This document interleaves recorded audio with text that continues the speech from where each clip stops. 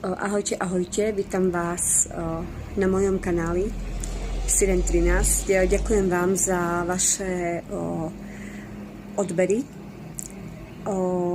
Trošku prinášam takú malú novinku. Budem na tomto kanáli vlastne tvoriť aj svoje duchovné videá, nakoľko ja sa zaujímam o duchovné veci, o spiritualitu a veľmi blízke mi je prebudenie ľudí.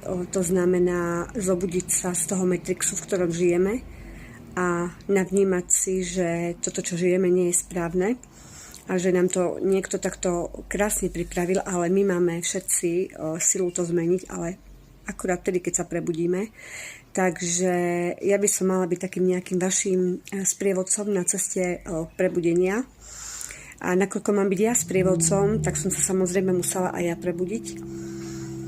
A začína to asi takto, aby som takto na úvod to narýchlo zhrnula, že vám začnú vadiť veci, ktoré vám doteraz vôbec nevadili. Či je to už v partnerstve, či je to v práci, začne vám vadiť šéf, jeho prístup, kolegovia, nie ste spokojní so sebou, chcete niečo tvoriť, máte takú chuť niečo meniť a takto. Takto sú také znaky prebudenia a celkový ten proces prebudenia je veľmi, veľmi náročný, ale prejde si tým každý, skôr či neskôr.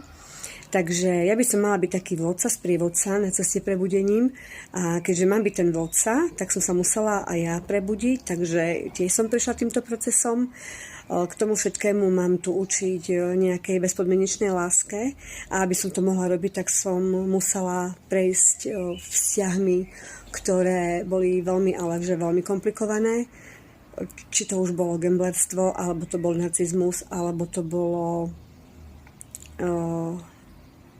niečo, čo vám veľmi, veľmi ublíži, ale ak spadnete na to dno a hrabete sa hore, tak zisťujete, akú máte sílu, zisťujete svoju hodnotu a potom už viete v tých ďalších vzťahoch porovnať, čo je to láska, aká je bezpodmienečná láska, čiže určite je to láska, ktorá si nedáva žiadne podmienky a láska buď je, alebo nie je. Vy si ju vôbec nemusíte zaslúžiť. Každý by mal prežiť krásnu lásku. Takže chcem takto sprevádzať vás všetkých a do toho budem dávať nejaké meditácie, výklady